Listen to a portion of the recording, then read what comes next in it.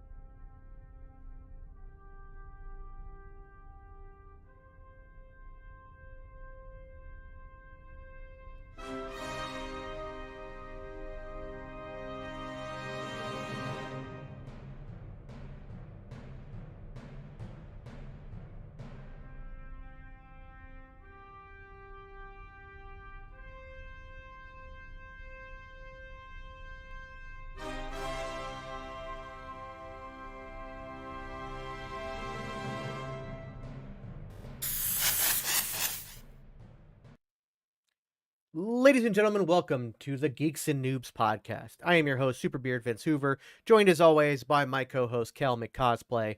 We hope everyone had a wonderful Thanksgiving weekend as we took last week off to enjoy the holidays and be with the loved ones and everything else. We hope you guys got to do the same.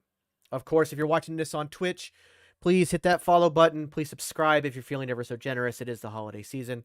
Also, if you have Amazon Prime, you can use your Amazon Prime subscription and do it for free and make Jeffrey Bezos pay for it. If you're on YouTube, please follow us there. Hit the like button, subscribe, hit the notification bell so you know when we go live. And if you're on our Facebook page, please hit the follow button, hit that thumbs up, and share it with your friends. So Kel, how's it going? Going great, my man. How's you? Doing good, doing good. Awesome. But so- boy, Vince, what a day it has been for the movie community. Yeah, it's been a little nuts. So obviously, if you saw the thumbnail or if you saw the title, we're going to be talking about the Halloween or the Guardians of the Galaxy Holiday Special. We're going to do a breakdown of that, really go into that in great detail. A lot of fun, enjoyed the hell out of it. But Oh yeah, it was fantastic. yeah, I laughed. I happy cried. It was great. Yeah, absolutely. But before we get into that, apparently December 1st is trailer dump day. Yeah. Between Tuesday, where we got the first full Super Mario trailer, and then today, when we got not only a Transformers Beast Wars trailer, we got an Indiana Jones 5 trailer, and then we got the teaser trailer for the Guardians of the Galaxy Volume 3. Yeah, insane. All within like an hour. They just... Yeah. I mean, they one just... after the other. And what's crazy about that is that two of them technically fall under the Disney banner. Mm-hmm. You know, because Lucasfilm is part of the Disney banner, and as is Marvel. So the fact that they released those trailers so close in time together, I thought was a little weird. But they're fascinating, to say the least. Yeah, very. I want to start with... we'll do Guardians last, because that'll kind of like tie into what we're going to be talking about anyways. Yeah, of course. Let's start with the Indiana Jones one. All right. It was very interesting. It really didn't give any much detail about what it's really about. But I find that to be part of the charm and the allure of it. Yeah. they have a lot to make up for from the Crystal Skulls. Yeah. What is this one called again? I'm gonna pull it up. Oh, Indiana Jones and the Dial of Destiny, I believe it was called. Yeah, the Dial of Destiny. Yeah.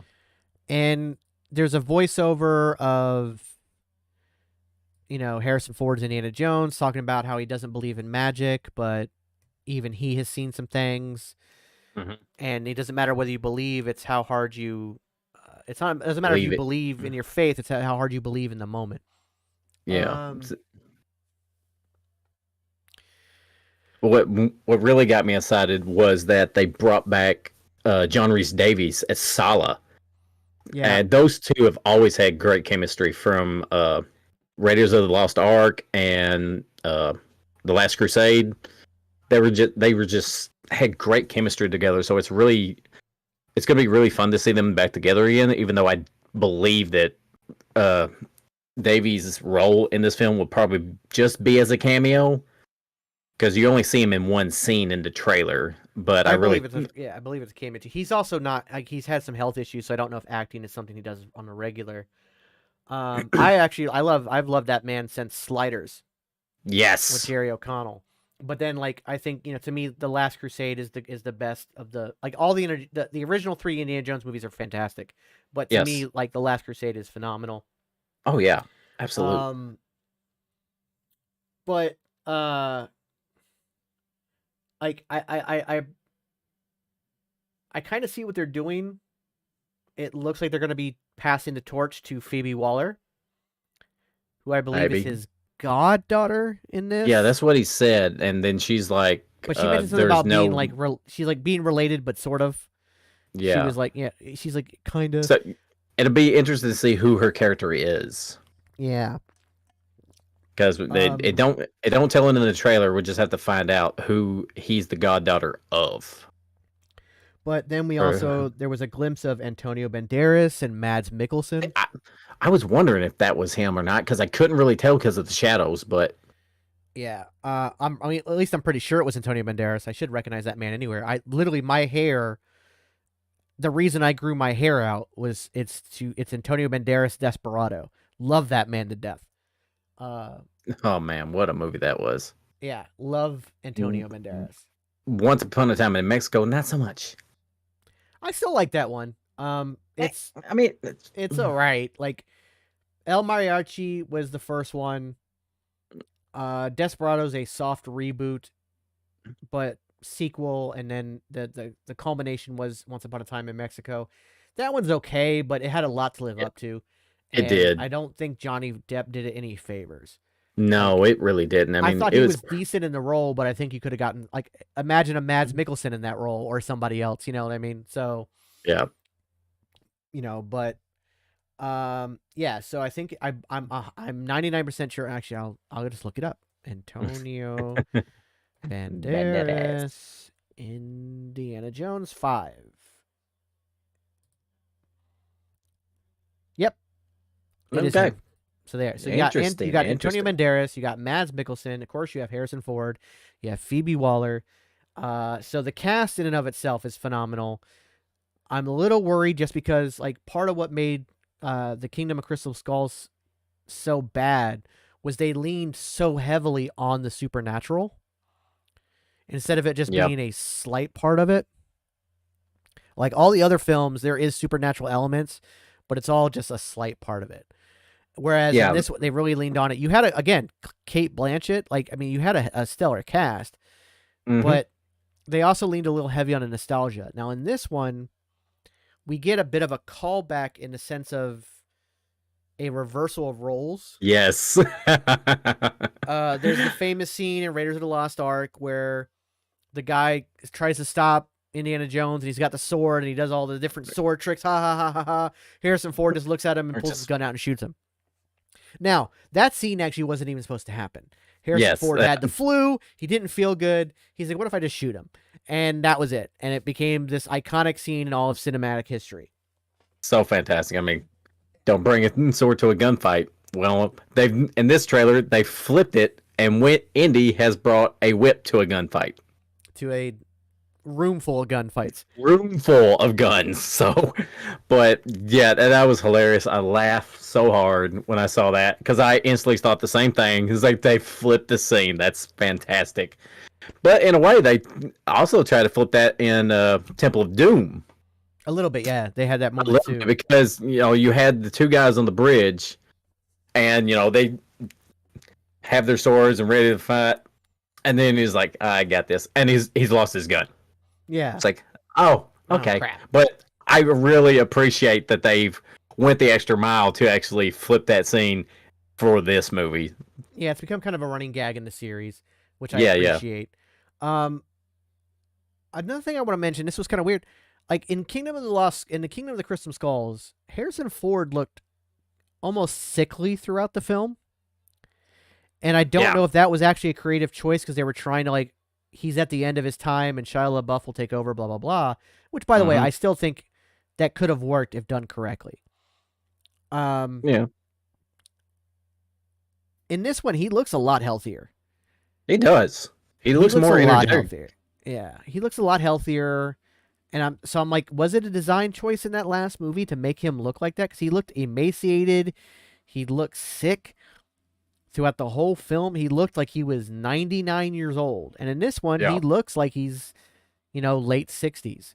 Whereas the man's like, what, in his 80s? Something like that. How old is the Harrison Ford age? Harrison Ford, how old is he? He's 80 years old. Born July 13th, 1942.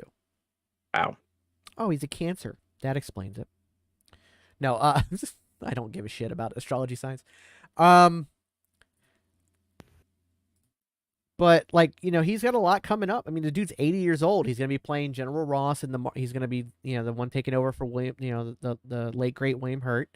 Yeah, and speaking of that, how surprised were you? Because I was surprised because we talked about it on the show a good while back how we thought that he wouldn't do it, and here he is. I never thought he'd commit to something like that. That's a huge commitment. Yeah, I mean, I've heard rumors that Indy 5 might be getting made, but I haven't heard anything concrete. But, I'm the kind of guy that I don't want to go into it. I don't want spoilers. I want to be surprised. And when this trailer dropped today, I was surprised.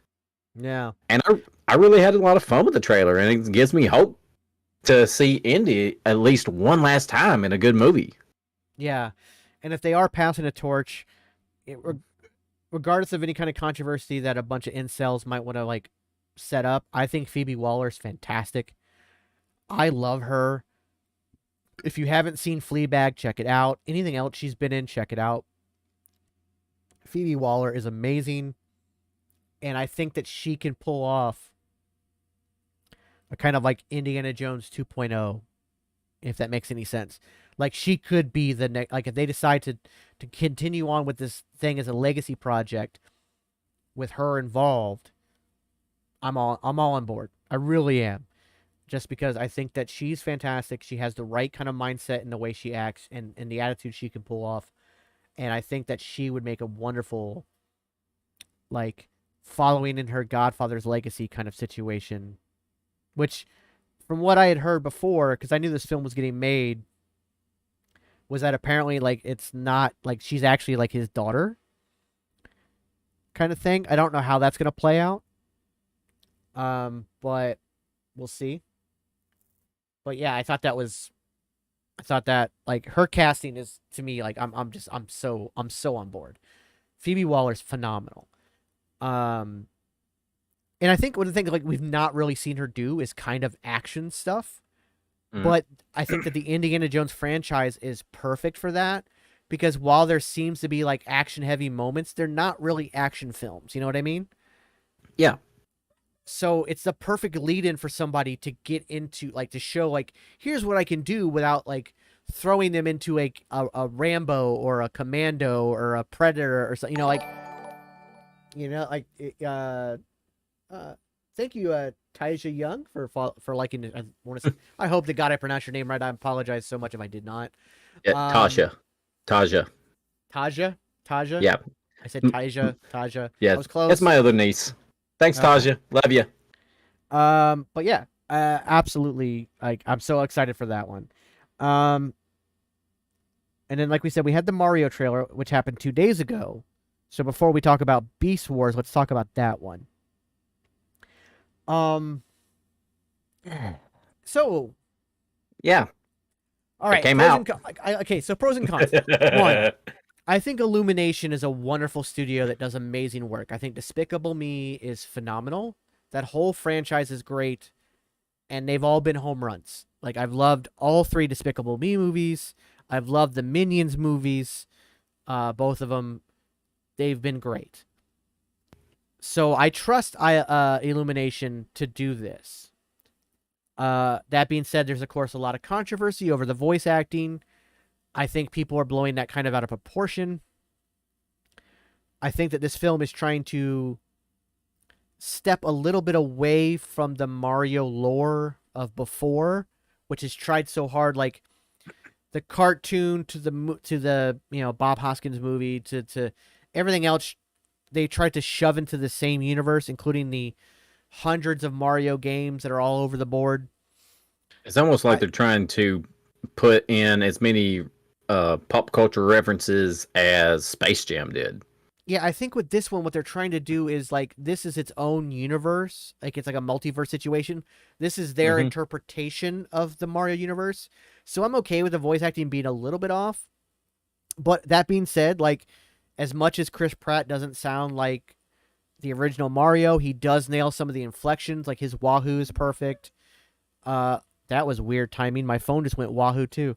That was weird. Timing is everything. Yeah. But, like, I feel like, yeah, I mean, it, like, he's putting in the effort. He's giving us, like, a soft Brooklyn accent, which a lot of people, like, oh, Mario's Italian. Why? Because he says, it's a me. Cameron, also thank you for the like. Thanks, Cam. Appreciate it. The and Italian... hello, Ashley on Facebook. Yes. Hope you're doing well. So my family is really jumping in here tonight. Yeah, they are. Thank you very much. Very much appreciate you guys. And happy holidays to them all as well. Yes. Yes, he's an Italian American, but the character is based on, and I cannot pronounce his name to save my life, but the man who created the Super Mario franchise, it's based on his American landlord. Yeah, that's the story of where the original Jumpman came from, who became Mario. Yeah, he was a carpenter at first, and then a plumber, but it was really because it was all based on his landlord, who was a, jack of all trades guy who fixed everything around the house, or apartment kind of thing.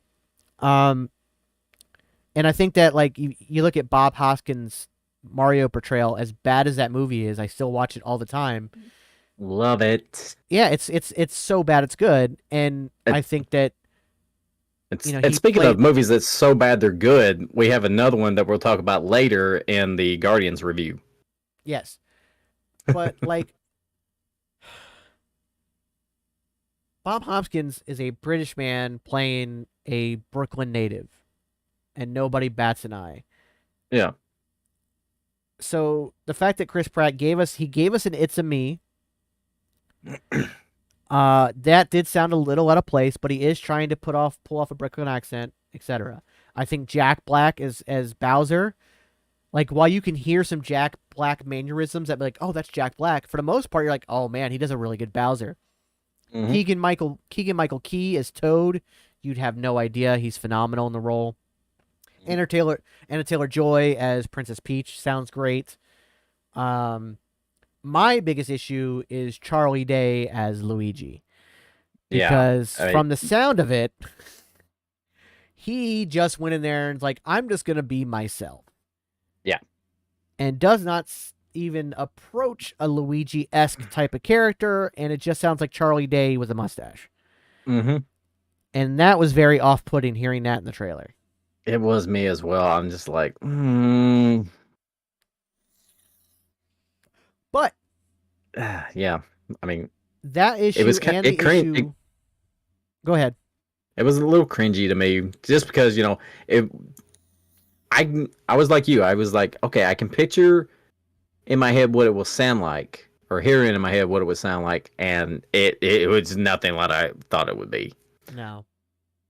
So I just between that and the fact that it looks like they're trying to shove every Easter egg possible into this film. We got a Tanuki suit, we got the fire, we got Donkey Kong Country references, we got Mario Party references, we got Mario Kart and Rainbow Road. We've got references from all the original Mario games. We've got I believe it was even like a Mario Tennis, whatever that game was called, like reference in Yeah, there. Mario Like, Tennis. there's so many references just in the one trailer alone that I'm worried that it might be too much of a fan service than a film. Yeah.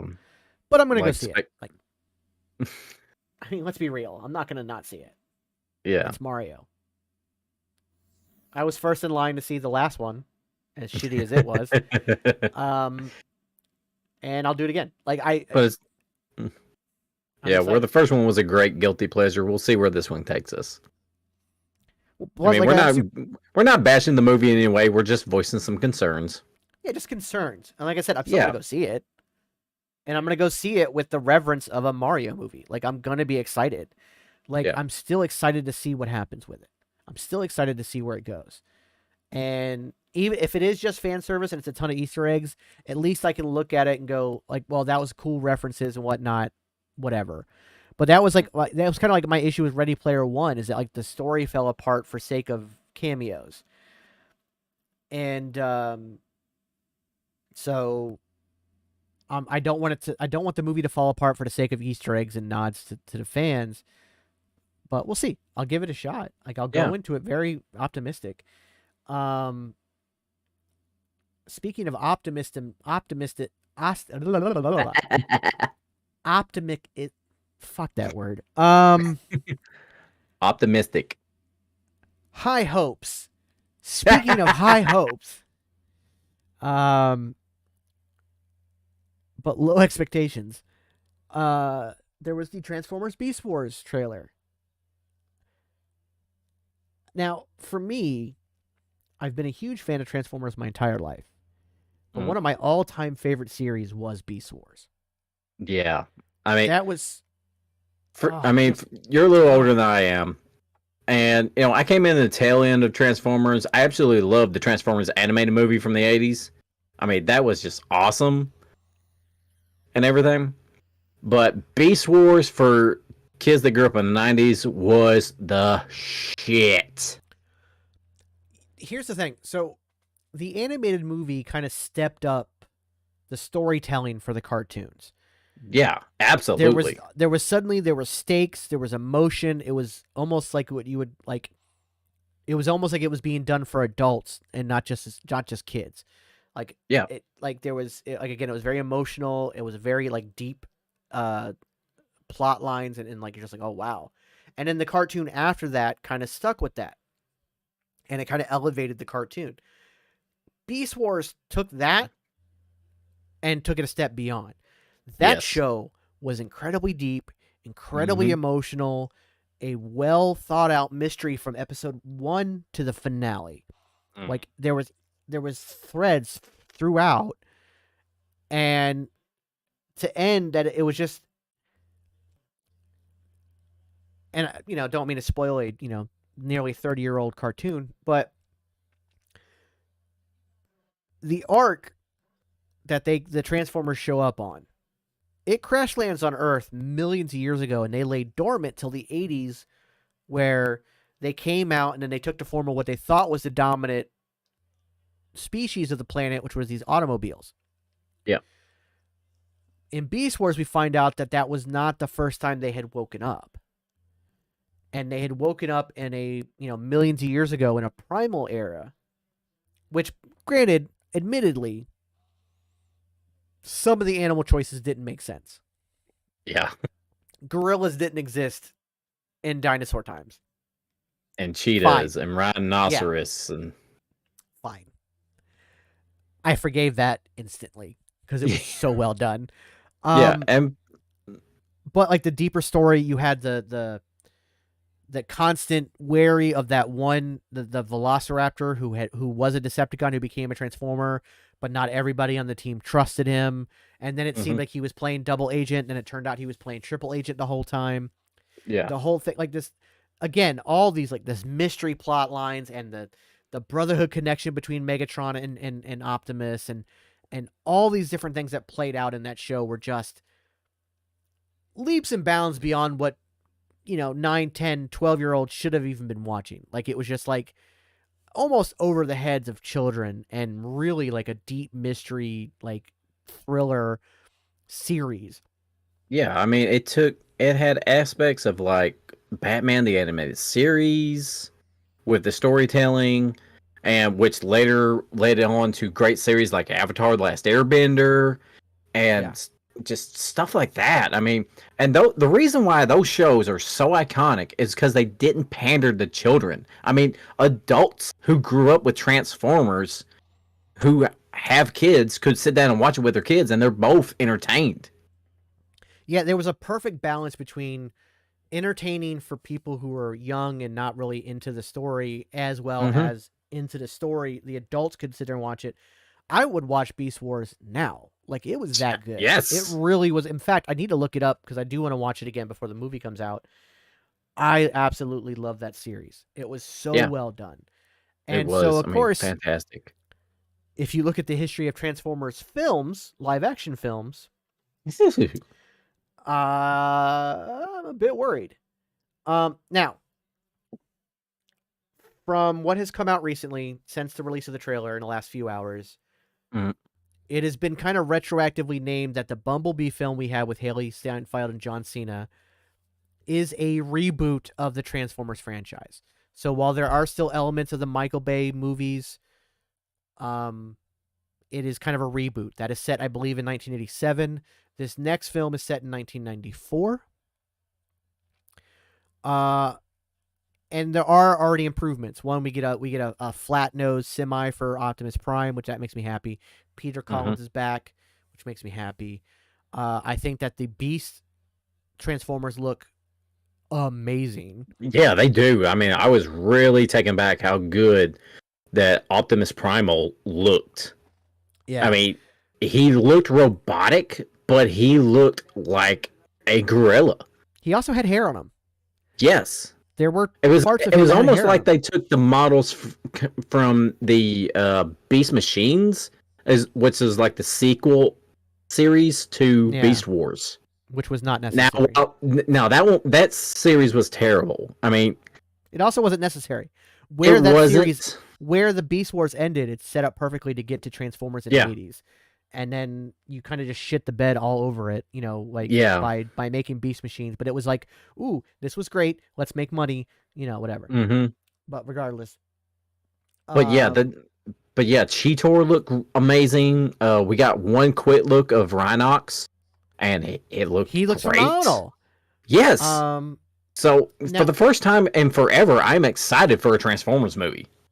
Yeah, I'm excited to see it. My only concern is it felt like maybe they showed a lot of the best scenes in the trailer. That happens a lot. So I was worried Yeah. about that. And I also noticed that there was a lot of, and maybe this is for a good thing, there was a lot of cars versus a lot of the animals. And so they, especially the Porsche, and I don't remember which character is the Porsche. One of my friends thinks that it's Jazz.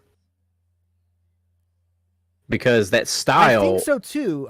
That's my first thought too. But it also could be what's his name?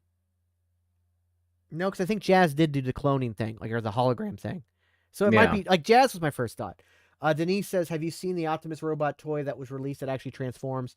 Now coming to you for over $300." Yes, I have seen it, and I would spend $300 on that because it's awesome. Mm-hmm. It's also voice activated transformation. So you say Optimus roll out, and he transforms into it's fucking great. Robot mode. Love that thing. Well worth mode. Yeah. Well worth $300. But yeah, Beast Wars, so I have my concerns because again, Bumblebee is kind of the reboot, and I liked the Bumblebee movie. I thought it was very well done, but still not great. And so, and I'm also concerned. I mean, it was leaps and bounds better than the other two Transformers movies we got after Dark Behind the Moon or whatever that third movie was. Yeah, Dark of the Moon. Dark of the Moon, yeah, that's what it was. But yeah, those I didn't watch those other two with Mark Wahlberg in it because Yeah, good for you. after Dark of the Moon, it was just I was like, where exactly is this supposed to be going? Because I don't see connecting threads from movie to movie, and Yeah, that's worrying me. it was not. I mean, let's take it to like Indiana Jones. You could have those movies work because one, the character is the same, but it's his adventure, so you don't need to connect the first movie to the second to the third. Yeah, it's just You know, they're like serials that George Lucas grew up with, and that's what he wanted. Well, one of Is the this biggest problems, continuing adventures? Michael Bay had no clue what Transformers were, and literally he would pick Yeah, characters off a name list without ever seeing the character and be like, I like that name, we'll use that one. I like that name, we'll use that one. And like Peter Collins has talked about how a lot of his lines, like, you know, Optimus Prime became like a murderous bastard by the time that all the films were over.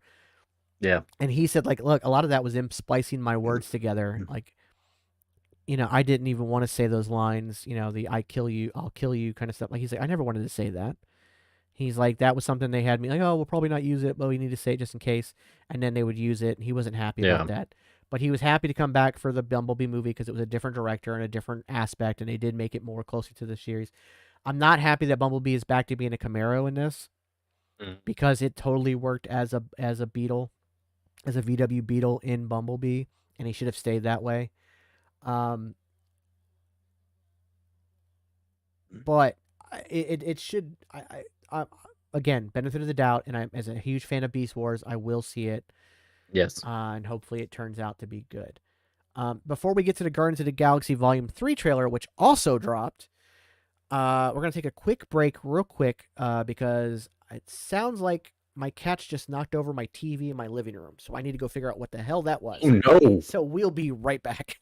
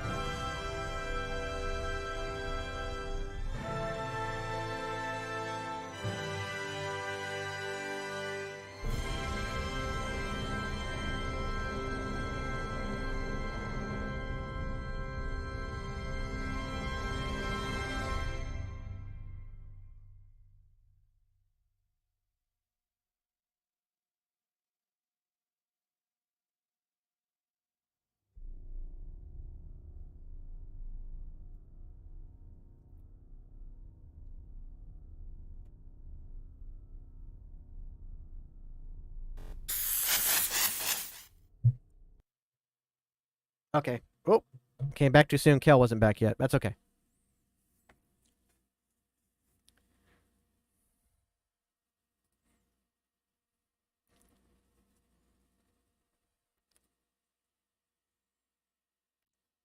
Yeah. So my cats are fighting to be complete assholes today. So good on them. Luckily, they didn't break my TV.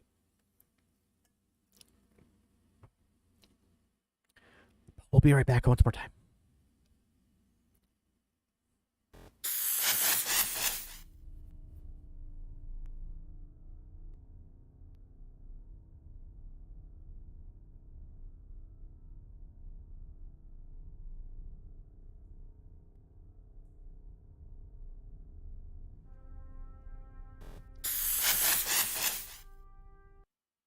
Okay, we're back. So All right. they didn't break my TV, thank God. They just knocked over the floor lamp, and the floor lamp into the sound bar, knocked the sound bar off the TV stand. But TV's fine. Sound Okay, bar's thank fine. God. It works. It just like, oh no. Ugh. My aunt just gave me that TV. Let's I was like, pinche my ponte a gatos. my aunt just gave me that TV too, the Oh, 65-inch no. TV. Like the last thing I needed to have that thing break. I got a story like that, but it's for another time. Yeah. But so thank everybody for sticking around. I appreciate it. Had to take care of that, but we're back.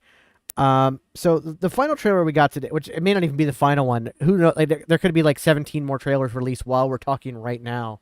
I don't know what the hell's going on today, but the fact that within an hour we got 3 trailers dropped, and then we had Mario last Tuesday, just 2 days ago. So, yeah, insane. But the last one we got was a Guardians of the Galaxy Volume 3 teaser trailer, which I understand its release right now because this past the Friday before last, we got the release of the Guardians of the Galaxy Holiday Special, giving time for everybody to watch it and get through the holidays and really get to sit down together and watch that and see the whole thing. It really worked out to release that trailer now. And it was also very important to release that trailer after the holiday special. Because even though the holiday special was meant to be kind of just like a side story, it did have some implications moving forward. Very much. For Volume 3, which will very much take place after. Jason says Ant-Man dropped one. Well, it didn't really. What it dropped was a legacy trailer where it showed Ant-Man over his course of the entire MCU, and at the very end, there's a moment about Quantumania, but it's not really about Quantumania. It's just a legacy trailer, talking about his legacy throughout the MCU. It was shown at the Brazil Comic-Con, and it's now Marvel's putting it out. So I saw that one too, but I didn't really count it as a trailer, just because it doesn't really. It's more about just what he's been through throughout the MCU. And then he'll be showing up in Quantumania. So, but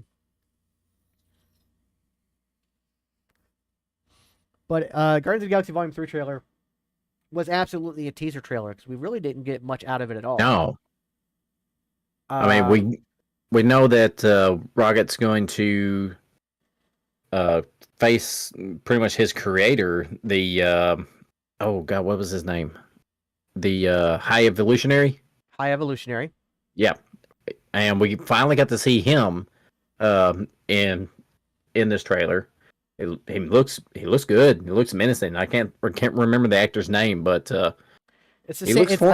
I have a hard time pronouncing his name, but he's the same one from Peacemaker. Yeah, he was the team lead in Peacemaker. Friend of James Gunn and a great actor. So I'm looking forward to that very, very much. So yeah, we knew that going in from what we've heard, rumors from and everything. But other than that, really didn't get much. We also got to see the first full glimpse of Adam Warlock in his accurate look. Not just seeing. I have a feeling that is a pre-finalized post-production look too, because it seemed a little off, similar to how when we got the very first She-Hulk trailer, it seemed a little off because it wasn't finalized. I feel like even though he'll be in makeup, there will also be a kind of CGI like layer over him as well that'll, keep it from looking just like cheap green, gold paint kind of thing.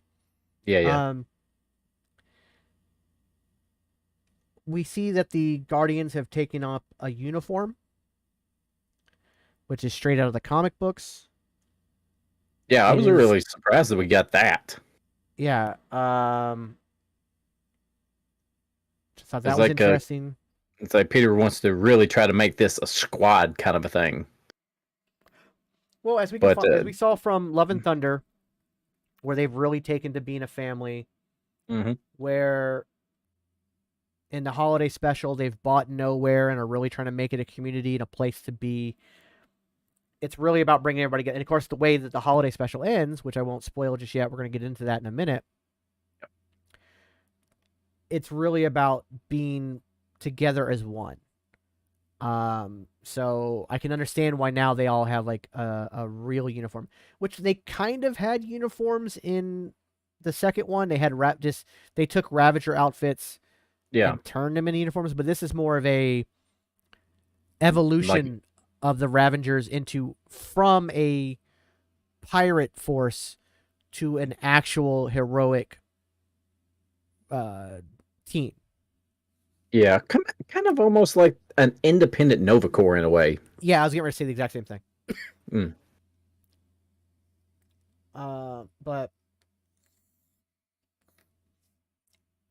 I thoroughly like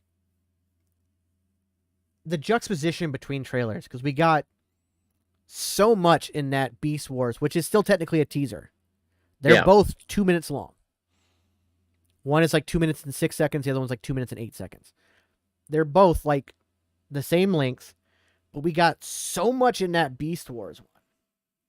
And we got so little in this Guardians of the Galaxy one. Yeah, where the Beast Wars trailer was like action-packed and just full run and gun. The Guardians trailer was very subtle, very limited of what they showed us. It's like more or less you see, instead of being in a situation, you see the Guardians dealing with the situation. So they're not showing the action, they're more showing how they're dealing with what's going on. Which really, in a way, you can argue it made that trailer more powerful and more meaningful than the Beast Wars trailer. Yeah, possibly. And I also think that if you haven't read up on what's going to be, possibly happening, it may not be enough to get people hooked. Now, granted, it's just a teaser trailer. It's not the full first trailer, so that's fine for a teaser trailer. Yeah.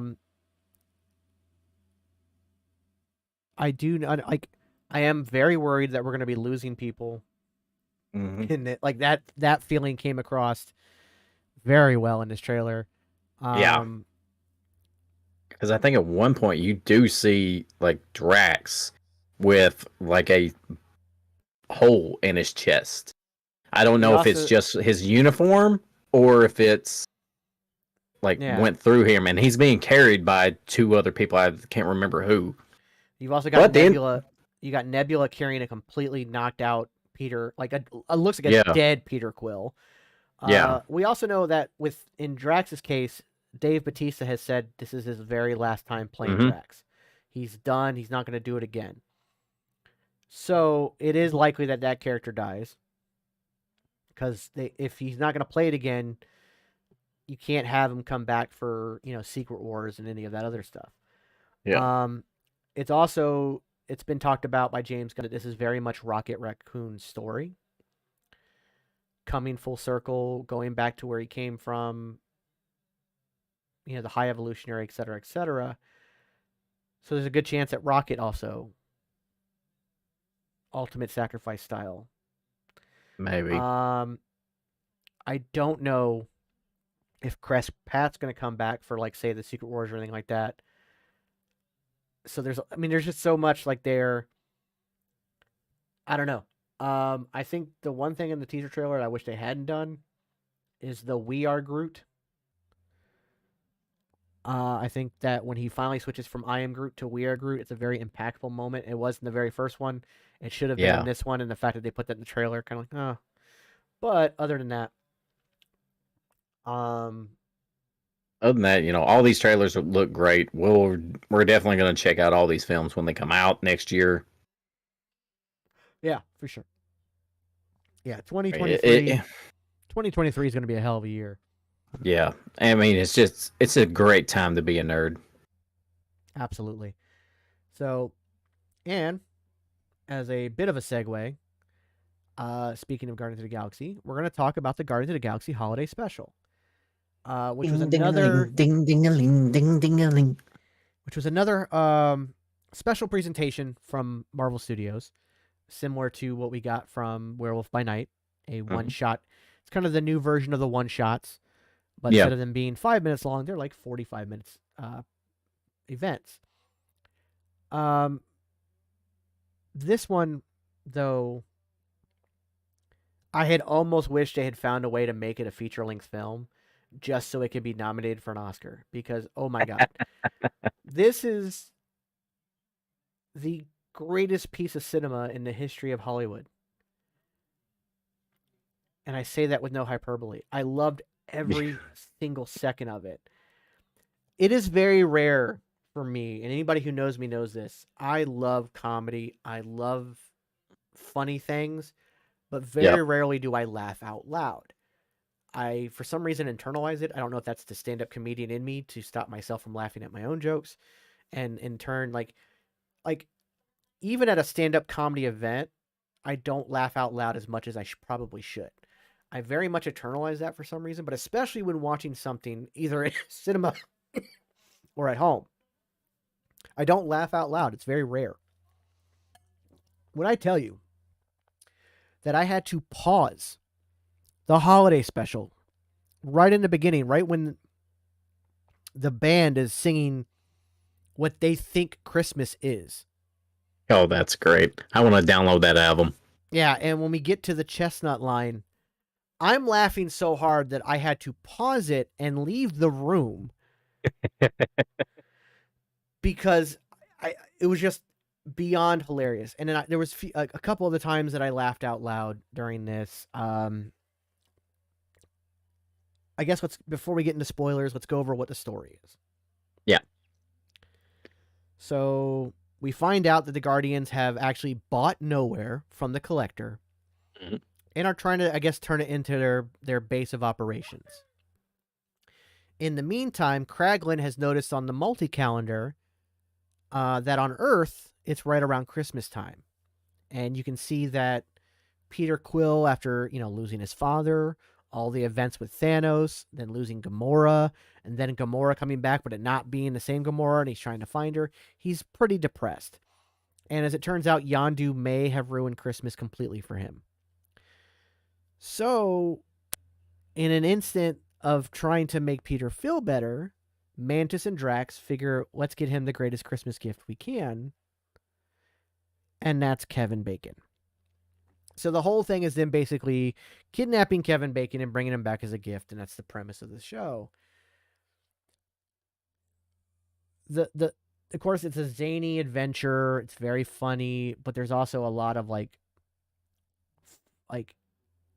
emotional, huge emotional plot points in this. Yeah. And all right, if you haven't already watched it, it's already been out for almost 2 weeks now. So from here on out, spoilers ahead. I'm not even going to try to go into this without spoilers. There's just too much to talk about. But yeah, so spoilers. So right off the bat, again, it seems that Peter is kind of depressed. He's trying to do all this stuff for Nowhere and for everything else, and yeah, he's keeping himself busy so he doesn't have to think about what is going to bring him down. And I also want to give props to James Gunn for putting the little animated segment at the beginning, because it's very 70s-ish. The animation style. It's really reminded me of the 70s animated movie of Lord of the Rings. Yeah, The Hobbit. Yeah, The Hobbit. Yeah. Is it yeah, not the Lord of the Rings. It was The Hobbit. Because is it rotoscoping is what it's called? Yeah, that's what they use for the Lord of the Rings version of it. Yeah, it's similar to that. It's like a rotoscoping cell drawing. Yeah, it was very definitely. But yeah, it just looked like it's the animation style that Peter would have grown up with in that time in the 80s. Yeah, exactly. So it just fit perfect. And it was so old school and just looked so good. I mean, it looked cheesy, but it looked good cheesy, you know? Yeah, exactly. Much like the 70s Hobbit movie. Yeah, which I love that movie. Oh, yeah. I had a copy of it before I got divorced. So we find out pretty quickly that, as it turns out, that Mantis is actually the daughter of Ego and thus the half-sister of Peter Quill. But her reasoning for not telling Peter is, again, and her reasoning actually made perfect sense. Yeah, absolutely. Like, she's like, his only memory of his father is the fact that he tried to kill him and killed his own mother. Like, put the tumor in his mother that killed her, got him kidnapped away from Earth, and then tried to use him as a battery and kill him. So she doesn't want to be associated with that. She doesn't want to be a visual reminder that every time he looks at him, it's a reminder of their father. Yeah. So and that that's makes perfect sense. Exactly. Yes. But one of the best things we see in this film, and you see it towards the end, or I'm going to keep calling it a film because that's basically what it is. Yeah. I know it doesn't fall under the Academy guidelines of 90 minutes, but whatever. Fuck off. Who cares? It is a film. It is something that should be shown in film school for the rest of the time.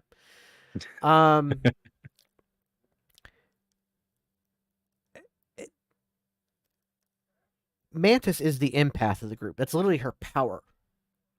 She feels others' emotions. We don't really get a lot of her own emotions throughout her time in the MCU until this. And we get real, genuine emotion out of her in this, which was... Yeah, this special was so good for her character. Yes. Because, like you said, we didn't really get to know her as a character in Guardians 2. We didn't even get that much of a character in Infinity War. Endgame. Or anything. Endgame. Love and Thunder. Yeah, she was just there, and, she's very, very shy, and she just feels the emotions of other people, and that's really all we got to know about her. This, we got to know her a ton. She is an amazing character. I love Mantis now because of this special. I love her. Yeah. One of my new favorite characters. Pom Clementif, who plays her, is a French actress who came over to America in Old Boy. Old Boy was her first, the Josh Brolin version of Old Boy was her first role in America. And since then, James Gunn, like, bringing her in as Mantis and whatnot, he's had her in all kinds of stuff, and I think she's phenomenal. She is beyond amazing. I love her and everything she does. But in this, like I said, she got to spread her wings, really. We also got to see what Mantis can do in a fight. Yeah.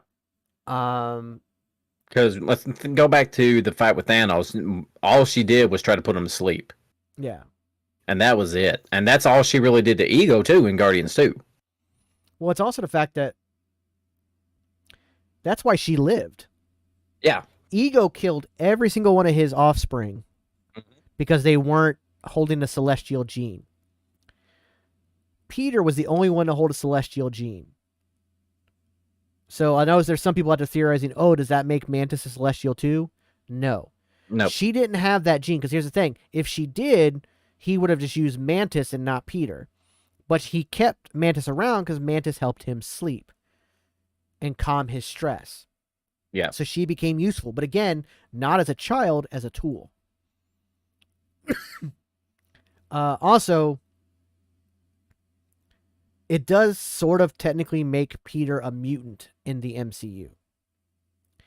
Because he had a genetic disposition, a altered gene that allowed him to hold the celestial side that came from his father. Now, with his father dying, supposedly that is gone. Supposedly. We'll have to wait and see. But it does, by MCU definition, technically make him a mutant. Whether they'll play off that or not, I don't know. I doubt it, because it doesn't really make sense to what they want to do with mutants. But between Miss Marvel and now Namor in Black Panther 2, mutants are starting to come forward. But it's also going to give us a much I think it's a great. The way they're slowly building to us eventually getting the X-Men, I think is being done very well. And again, you have the well, Peter could technically be a mutant. There's all this again, it's just breadcrumbs to lead to what we're going to get to eventually. But a Drax is full on Drax in this as well. I love that when they get to Earth, the first thing they land in Hollywood and they get near the Chinese theater, where all those people make those fake things. Oh, and one of my favorite things, the GoBots are canon to the MCU. Now, that was also a great tie-in that we got the Beast Wars trailer today too, because that kind of leads into this. Now, for those of the followers that don't know what GoBots are, first of all, you fetuses, but GoBots are pretty much poor man's Transformers. That's exactly what they are. Yeah. What it was that I believe it was Hasbro. No, there was it was Hasbro didn't get Transformers till later on. I don't even think they got Transformers till a few years ago, actually. Because I know Hasbro brought that like I said about a few years ago, I think. But okay. They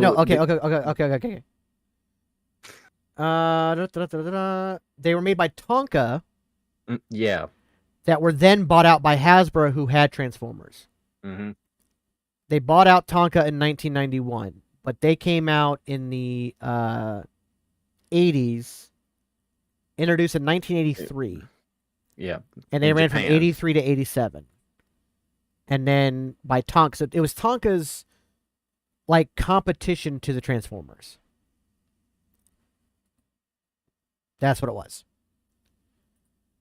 So the GoBots came out, and they had a cartoon series, they had toys, but they were much simpler transformations. They were much easier to do. They also weren't made of metal, which the original Transformers toys were actually made of die-cast metal. These were all made of plastic, so they were cheaper. Again, simpler transformation, usually 2 or 3 things. Because some Transformers were so complicated, you never got to even without reading the VCR manual that came with it. You were screwed. Yeah. But GoBots, it was 3 or 4 little flips and then boom, done. But they actually had a very strong run in Marvel Comics. They did, yeah. After Hasbro bought them out. And so they've been a part of the Marvel comic book universe for, what are we at? 90, so over 30 years. Mm-hmm. But the fact that we see a guy in a GoBots outfit and then Drax is trying to kill him. Yeah, he was dressed as Kill Cycle. That's what it was, Kill Cycle. There's my nerd cred right there. I know who that guy was cosplaying. But also, the other thing with the GoBots is all their names were ridiculous. Starscream and Megatron and Optimus Prime are kind of ridiculous. But GoBots, they were ridiculous on purpose. I mean, the leader of the GoBots was Leader 1. Yeah, they were on point. You had a Scooter little GoBot, and his name was Scooter. And I can't remember what the car one was for the GoBots, but then you had Kill Cycle. He was the main villain, and he was a motorcycle. And then I cannot, for the life of me, remember the other 2. Yeah, it was they were crazy on point with the names. But then we find out that the GoBots were who killed his Drax's cousin. Of course, everything Drax does is based on revenge for his family. Yeah. So he wants to kill him. But in the so at this theater, the Chinese theater in Hollywood, that's where all these people dress up as really bad versions of famous characters, and then you have to pay to take pictures with them. Yeah, the same thing happens at Times Square. We see you have Captain America there. We have Jack Sparrow. We have the Kill Cycle cosplayer, and a few Ant-Man. others you see in the background. Yeah, we There's saw. an Ant-Man, there was an and Ant-Man. the guy doing Ant-Man is 7 feet tall. Which, by the way, when Mantis sees the Captain America guy, she runs up to him and literally jumps on him with a hug. Steve! Which I thought was great. He scared, runs away, and she's like, "Why did Steve run away?" But they make a ton of money sitting there. Yeah, just taking pictures. And Drax just being Drax, he's just like, I don't know why this is happening. I don't understand. He does eventually beat the shit out of that GoBot cosplayer, Yes. which also was awesome. He killed Kill Cycle. Yeah. But they make they make stacks upon stacks. And so then they decide, like, well, where do we go to try to find Kevin Bacon? They end up in this bar. It turns out to be a gay bar. Mm-hmm. And they just get completely inebriated drunk and have a good time. And even Drax is having a good time. But they end up spending all of their money. However, when they get out, there's one of those, like, map of the stars people outside. They get a map of the stars and they find Kevin Bacon. And the whole reason they're there is because they think that bringing legendary hero Kevin Bacon to Peter Quill would be the greatest gift. Not thinking that it's human trafficking or kidnapping or anything like that.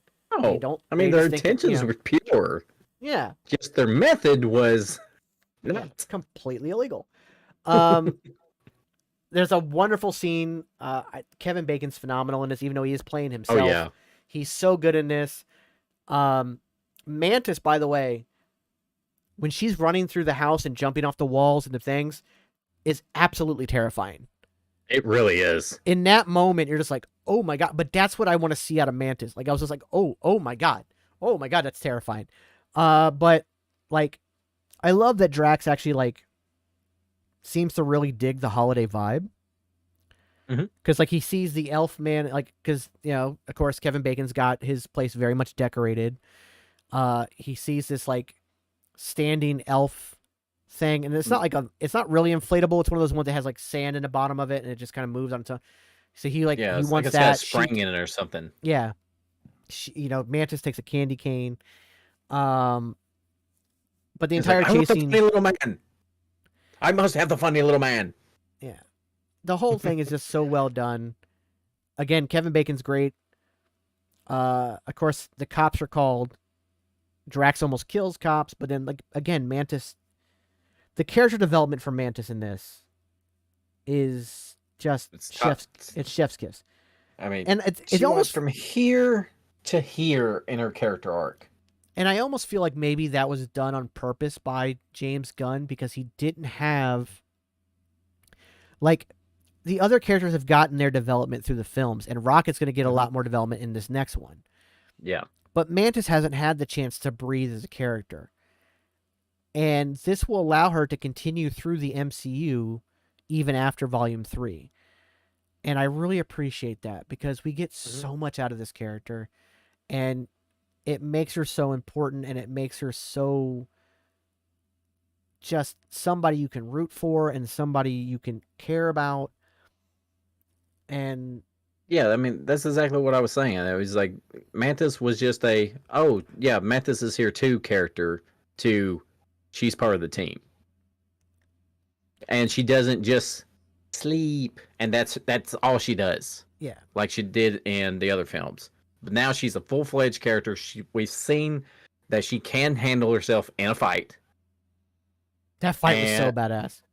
It was. When she was fighting the cops. And it was just phenomenal. I really care and root for Mantis as a character now. I can't wait to see more of her. Yeah. Also, it's going to be great to see what she does in the third film. Oh, yeah. There is a slight kind of nod or Easter egg to Captain Marvel in this, in that the cops, because one of the car, like, so another cop car shows up, Drax flips the entire car. Yeah. Luckily, the cops didn't die. Mantis is like, you can't kill them. They didn't die. One of the cops, the cop in the passenger seat, is the same guy who played a security guard outside of Blockbuster in Captain Marvel. Now, Captain Marvel takes place in 1995. This is now 2025. So that's 30 years. The guy could be a cop, but he didn't look like he was 30 years older. So it may have just been using the same guy. The actor they use isn't actually an actor. He's actually head of security for Marvel, a guy named Barry. And a lot of people know Barry, not just from Captain Marvel, but from that time during the interview, it was Mark Ruffalo and Don Cheadle talking about Infinity War. And Mark Ruffalo makes the statement, everybody dies. And Don Cheadle's like, dude, whoa, dude, what are you doing? He's like, oh no, did I spoil it again? Like, he's like, is Barry going to be mad at me? Barry was the head of security at Marvel. And that's the guy you see, the guy that Captain Marvel talks to in the security car outside of Blockbuster. And he is a cop in this. And I think that's more just a nod to find a way to put Barry into something. But it could possibly be the same character. He could be 30 years later. He's now an actual cop. Who knows?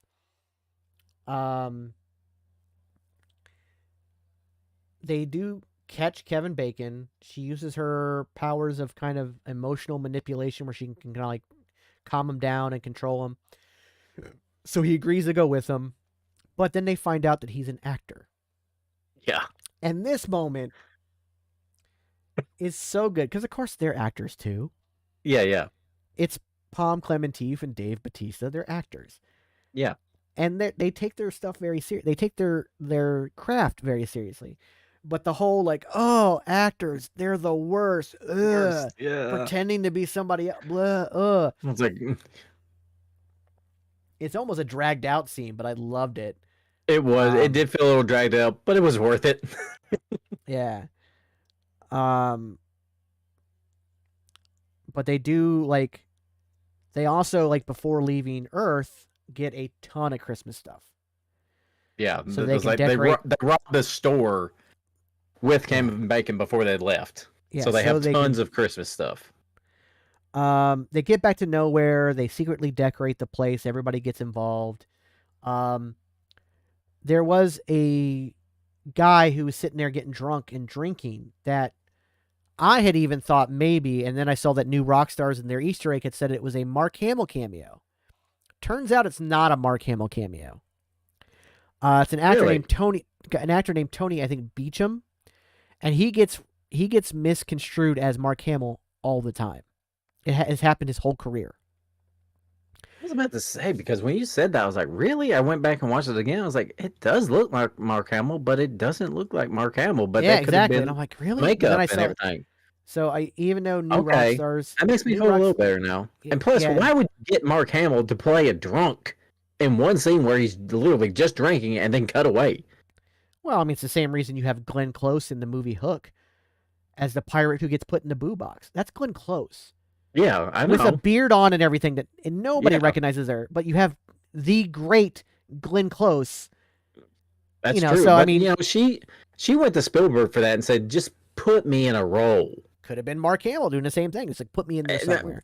Yeah, it's true. But, Glenn Close even got a few lines with hers. Yeah, and that's true. Telling me Mark Hamill would just be okay with just, I'm going to drink out of this bottle. Okay. Yeah, you know what? I'll be honest. In all honesty, he probably would be. Let's be real.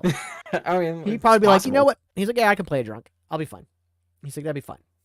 Yeah. But yeah, it's not. So like, New Rockstars really doubled down on it. But then when I found out, there's an actual article in Variety about it, and they interview the actual actor, and he talks about it.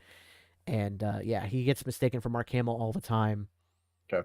And so it's not actually him. So I want to put it out there. While it's been spread that it's Mark Hamill, Mark Hamill's not actually in it. I'm sure Mark Hamill would love to be in something for the MCU at some point. He has done nothing but talk glowingly about it. So we'll see if something happens. But that is not where Mark Hamill will be. But we get it, and of course they present Kevin Bacon as the present, who of course freaks out. Because now there's all these aliens around. He's not on Earth. The whole nine. And, of course, Peter's freaking out because, like he says, it's human trafficking. But at the end of the day, like...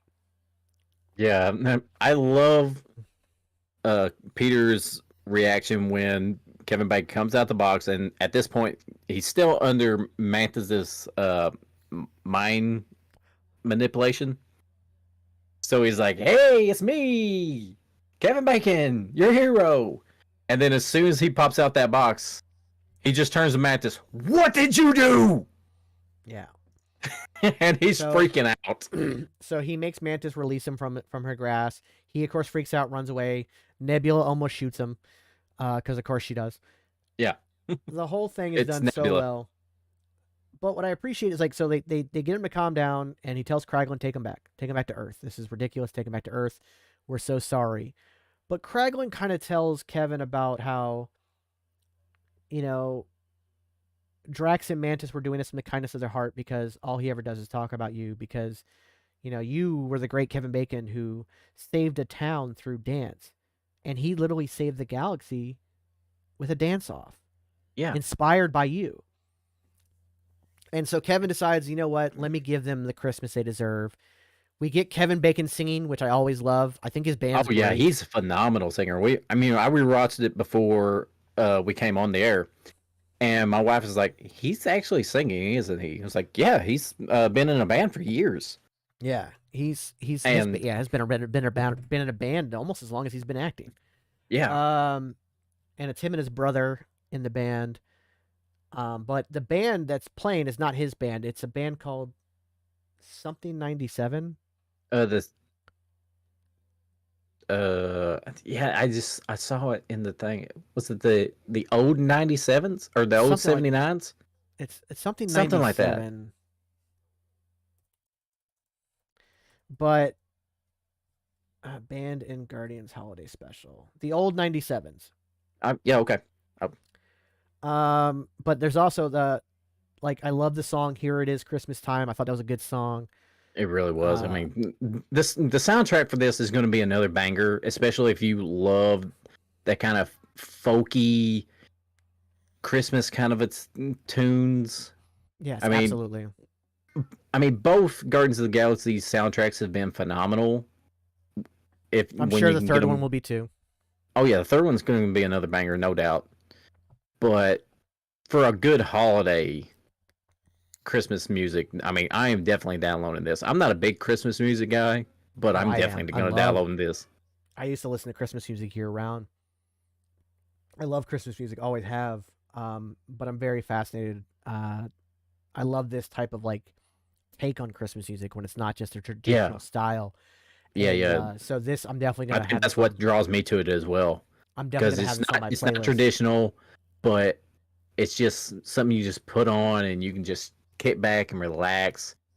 And you can either just listen to it with some friends or just have a party with it.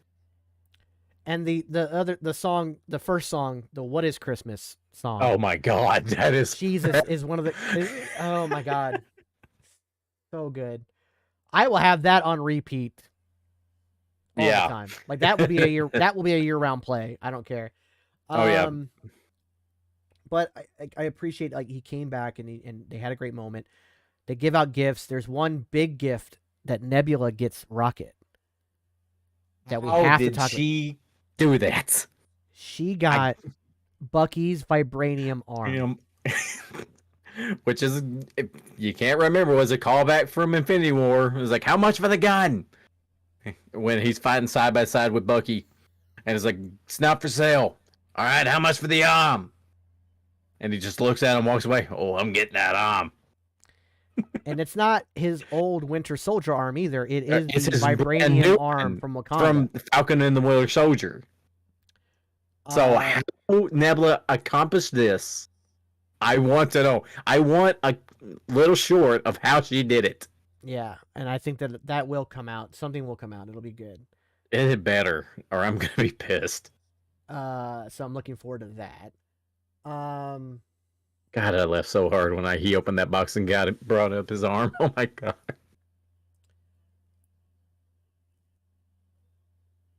It's just now showing me YouTube chat, so I apologize about that. Oh.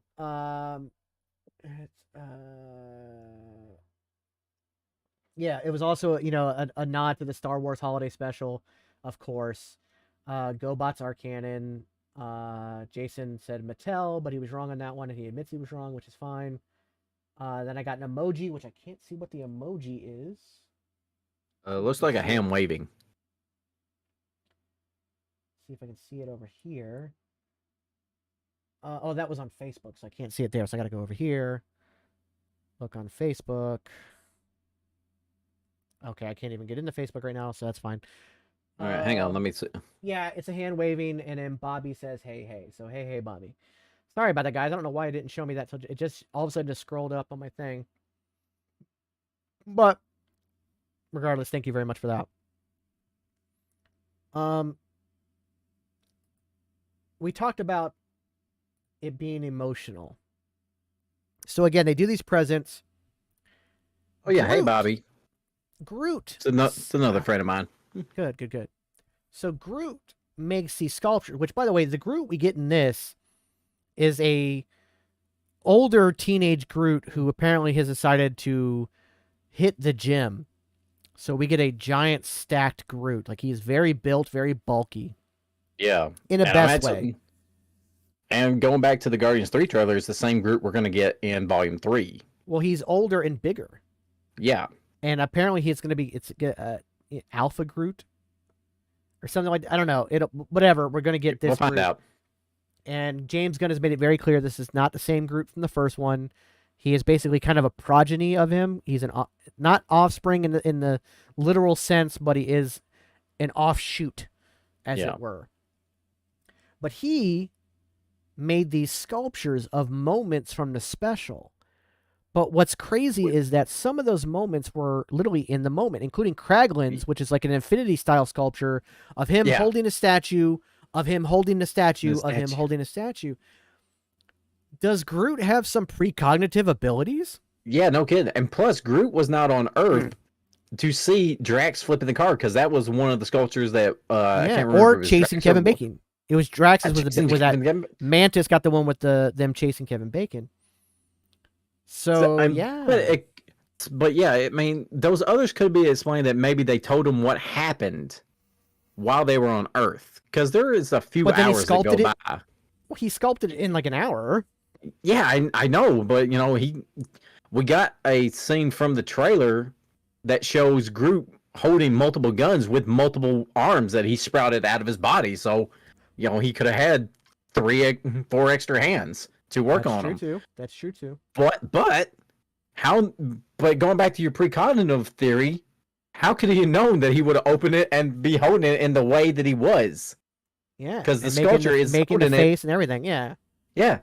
So Groot may have some precognitive abilities. We might see more of his abilities in the next film, and I kind of feel like we will. Yeah, so that was interesting for sure. But the biggest thing, and again, this is where I bawled my eyes out. Oh, absolutely. I mean, Mantis and Star-Lord are kind of off on a little tower area, and they're talking, and he's thanking her for what she did, even though the way they did it was wrong. But they're talking about it, and she's like, she basically comes to him and says, "Look, I'm your sister. Ego was my father too." And you can see her crying, and this is the first time we're seeing Mantis's emotions and not her reflecting other people's emotions. This is her genuine emotions. And then Peter says this is the greatest Christmas gift that he could have ever gotten. Yeah. And of course I'm bawling like a baby watching this happen. Yeah, they embrace, they hug each other because they found out they're brother and sister. So, Quill isn't alone. I mean, yeah, he lost Gamora and he has a family, but it's a chosen family. But now for him to have an actual blood-ish relative, would mean the world. And it just brings, like I said, Mantis' character level just up, just so much. But speaking on that, what could happen in Guardians 3 now that this revelation has been revealed? Well, I had originally thought that most of the team was going to die.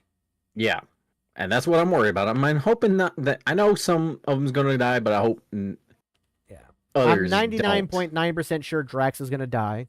Yeah, that one I give. I'm 75 to 80% sure Rocket's going to die. I think Groot might be too much of a toy magnet and like Baby Yoda-esque figure to like kill off. So he might survive. Well, let's not forget that Baby Groot was Baby Groot before Baby Yoda was a thing. Yeah, exactly. And then really, can we go back to Baby Groot after seeing his growth over the years? Well, regardless, it's still going to be a character, because even in the first film, Groot was beloved, Yes. and they had no choice but to put in the mid-credit scene of him being back. Yeah. Because if you hadn't, people would have been pissed. Very much. So, but I had thought like pretty much the whole team. I thought everybody was gonna get wiped out because it's the end of James Gunn's run. He's done. He's moving on to DC now because he's now in charge of the DCU. So I really thought it was kind of done, but you know we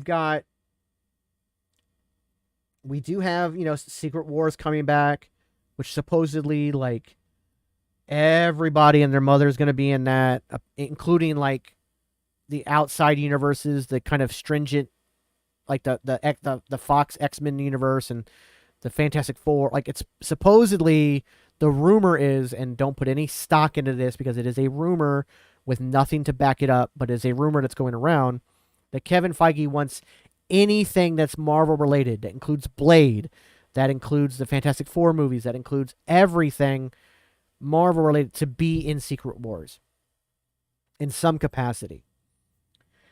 So that means like it's gonna be. This is like Guardians of the Galaxy Volume 3 is the end of the Guardians of the Galaxies getting solo movies, most likely. Yeah. That being said, those characters don't have to die off. Mantis can continue, Star-Lord can continue, Groot can continue, Nebula can continue, and I think Nebula should continue too, because that's another character. Because one of the other things we got in this, believe it or not, was character growth from her, and it was in the background. During Kevin Bacon's performance, she's actually dancing. Now, her dancing is aggressive as fuck. Like, she's just like kind of like swaying from side to side and snapping. But it's like, it's so like every end of move is just like this. It's like, it gotta hit it. It's like, it's very like aggressively done, which I love. It was very in Nebula. Yeah, character. Very. I got lightheaded doing that. Jesus Christ. Don't pass out just from aggressive dancing. But like, so hopefully these characters can continue on. But I'm very worried about what's going to happen in this, especially since like again, Peter's got family now. They've really like we're going to see like again we see them all in uniforms together. They've really come together. To finally come together and then to end it all sucks. Yeah. And one thing that we didn't talk about is that Gamora is going to be in the third movie. We see her in the third trailer. Quite a bit, actually. There's like three different times she's in it. Yeah, 3 times we see her. So, yeah, will Peter win her back? We don't know. It's going to have to wait and see and then find out what happens. It's really going to be interesting. And I really hope we don't get too many spoilers for that story arc and future trailers. Yeah, like I'm gonna watch the next trailer, but that may be the last trailer I watch because I know like with Wakanda Forever, I watched the teaser trailer and I watched the first main trailer and then I stopped watching trailers. And I'm glad I did. I'm glad I did because I've seen people talk about how things were kind of ruined for them with the TV spots and the other trailers that came out. Mm-hmm. So I know like I for sure will keep it out. We do get a post-credit scene. And, the one thing we didn't talk about, and this is in the post-credit scene, but Cosmo. Yeah, we did forget about Cosmo. Cosmo is the cosmonaut dog who gains telepathy and telekinesis powers while being out in space. We first see her in the Collector's Collection. In the first film, she survives the explosion. I don't think we see her again in the second one. But she is now a part of the team, sort of. Yeah, not that I recall. She's at least on Nowhere. Like, if you play the Guardians of the Galaxy game, Cosmo is the one who takes over Nowhere and runs it after the Collector leaves. The games are not connected. It's not connected to it's kind of its own standalone thing. It's not part of the movie universe or the comic book universe. It's just kind of its own thing. But it's a really good game. But in this one, I feel like Cosmo's going to be probably staying on Nowhere, but will still be a part of the team and help run things. And yeah, I did like, Cosmo's typically a male character, but they did make it female in this. I'm gonna see who played the voice actor. Yeah, I know who plays the voice of Cosmo, but I cannot remember her name. I remember her face. I've seen her in a bunch of stuff. Let's see here. Ironically, the last thing I heard her voice in was an episode of Scooby Doo. It's Maria Bakalova. Yeah. She was in the Borat sequel. I think she played his daughter in the Borat sequel. She was in. Yeah, she played Borat's daughter in the sequel. She was the one who, that very famous Rudy Giuliani moment where he got in trouble because he was trying to like undo his pants. She was the one in the room with him. But yeah, I think that's another character we're going to see a little bit more of in this movie, but it's going to be one of those side characters we don't get a lot of development for, but it's still really cool to see. And in that post-credit scene, Cosmo and Rocket are trying to dress Groot as a tree. And he has his arms out like this. Yep. And he gets tired of it, so he puts them down. All the decorations fall off. Yeah. Which, by the way, credit to the FX team, because when like the tinsel and stuff started to fall off, the way it caught into the grooves of his bark and stuff, they did a fantastic job with that. Yeah, that little was nuances awesome. like that, amazing. But then Rocket kind of turns to the camera and says, "Look, great, you ruined it. Now we're gonna have to have. I guess we're gonna have to have another special." What that means is we're gonna have another Guardians of the Galaxy special, or just another Marvel special presentation down the line, because Marvel has said that these special presentations will continue. Yeah. So, and I hope they've been great so far. I mean, yeah, we've only got 2, but they're fantastic. They're amazing. Werewolf by Night is a fourth phenomenal, and then this was just But I mean, could that give us some hope that maybe the Guardians also, except for maybe again, I do believe, I am 99% sure Drax is going to bite the big one in this because Batista's done. Now, also never say never in Hollywood. True. So maybe James Gunn could talk him into coming back, but he also doesn't want to work with anybody besides James Gunn when it comes to that. He doesn't like putting on the makeup or doing all that. He wants to focus on more artsy kind of stuff, spread his wings as an actor. Like, he may go do some DC stuff because, again, James Gunn is there, but I would probably guarantee that we'd see Batista in some DC property just because of James Gunn. But all in all, again, 99% sure Drax is going to bite it, but maybe everybody else survives. Let me run this by you real quick. But Dave Batista as Solomon Grundy. For sure. Yeah. But is that going to be a character that he can really sink his teeth into as an actor? That's true, too. Maybe not. But it would be a cool character to see him do. But there's I'm sure there's plenty if we really look into it. There's tons. There's hundreds of characters in DC. So, and also the fact that James would find the right fit for him. James Gunn did just tease Kingdom Come. Yeah. I did see a TikTok about that earlier today.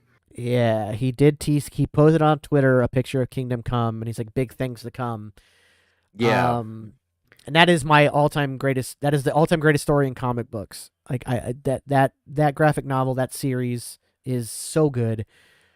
I've heard a lot of people talk about it. I need to get a copy and read it. It is so good. And the fact that, unlike most Alex Ross work where he just does the cover and then another artist comes in, the entire thing, panel for panel, is Alex Ross. So visually, it's stunning. The whole story comes from the perspective of this, like, no-name civilian guy, older man who the Spectre takes and walks through the entire story. And so you're watching it from an astral, almost like an astral plane outside looking in kind of thing. And it's, a DC future where between superheroes having babies together and having super babies and more people gaining powers than ever and more people just being born with powers and just the world becomes overgrown with superheroes. And then society also shifts from a superhero society like where Superman, where They don't want superheroes to kill. They want them to arrest them to a society where, like, no, just murder them. Like, get them out of here. Like, they don't deserve to live. So, like,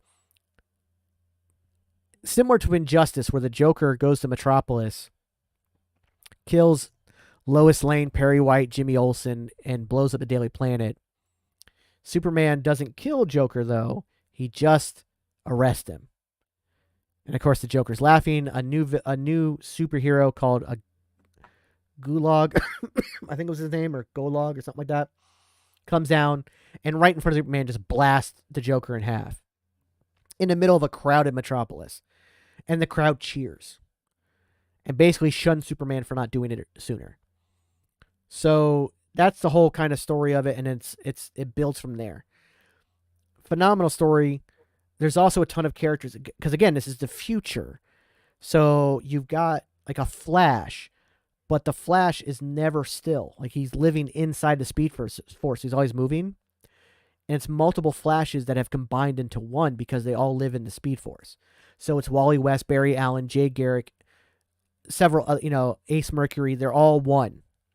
And you can make out the helmet of Jay Garrick and everything in that look. But again, it's a constant blur. Batman is, of course, older, and he has to wear a rig because his back's been broken, from Bane and other things. Wonder Woman has a slight bit of gray in her hair, just like one or two strands because she's getting older. Again, please, everybody, check out Kingdom Come. It is one of the best comic book stories ever written. And visually, one of the most stunning comic books ever drawn. Love Alex Ross to death. As some of you might know, I have a whole wall. I have a 10-foot by 6-foot panel on my wall of an Alex Ross Avengers. Absolutely phenomenal artist. So there's plenty, like, you could do something with Dave Bautista there. But again, like you said, there's hundreds of characters in DC he could do. And again, maybe James Gunn talks him into, like, hey, this character is not done. We didn't kill him off. There's more that can be done. But I do believe that even long before this was ever a DC thing with James Gunn, I think when that script was done, both Rocket and Drax, I think, were kind of like their stories are done. So we'll see. Yeah. So all in all, absolutely love the holiday special. Please, please, please. Jason says, Kel, you can check it out at your local library. I think you could even go on like Comixology on Amazon and get it there. I would recommend buying the graphic novel, though, and having it in your collection because it's well worth having. So your local comic book shop should have it. I can't imagine anyone not having it. If they don't have a copy on the shelf, I know you can order it if nothing else. But also they might have the individual issues because it came out in issues first. I bought it as a graphic novel when I found out about it, but I actually have. Hang on a second.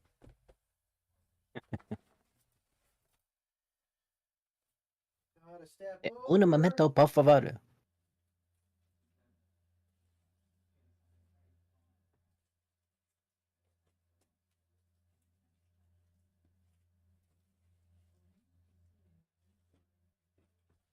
But yeah,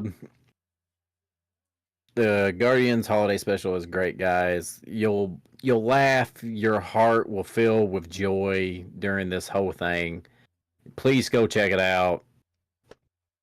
It's just so good. Yeah, phenomenal. We can't talk. So this is one of the issues. It's written by Mark Waid, drawn by Alex Ross. Yeah. I believe this is book 4. And so they were larger issues done as books. And I believe there's 6 total or 8 total, something like that. But again, if you want, just get the graphic novel. It's just as good to have that.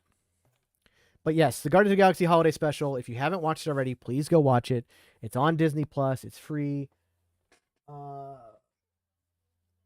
Hey, Reeling. Thanks for joining. We've actually just about finished up this episode, but appreciate you stopping by. And you can always go back and watch the whole thing. Exactly. It's available. It's either here or on Facebook. We're on YouTube. We're on Twitch. So you got multiple options to where you can rewatch the whole episode. And as always, if you're on Facebook, please hit that follow button, follow the page, hit that like button, share it with your friends. If you're on YouTube, like, subscribe, hit the notification bell so you know every time we go live or anything new gets posted. I will eventually get around to my IRL videos, the SuperBeard Goes series, where I go hiking up in Crystal River, or I go kayaking, or if I go to SeaWorld or Universal or stuff like that. Unfortunately, the holiday season's been a little bit busier than I expected. Hopefully tomorrow I can do my first one. There's a good hiking trail near my house, but I'm also going to travel the country, try to like go to the mountains, do other different things, stuff like that.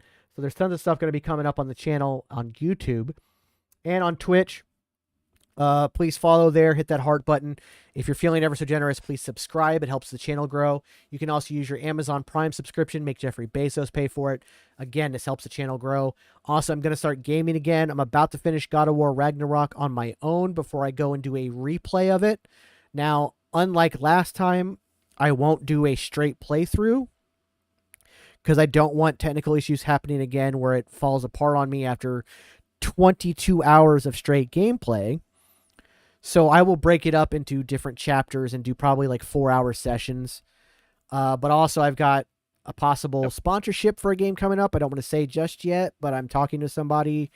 Nice. So I might be doing that as well. Also I've got like Lego Harry Potter I want to play. And there's other games I'm going to play. I'm even considering starting to play Valorant.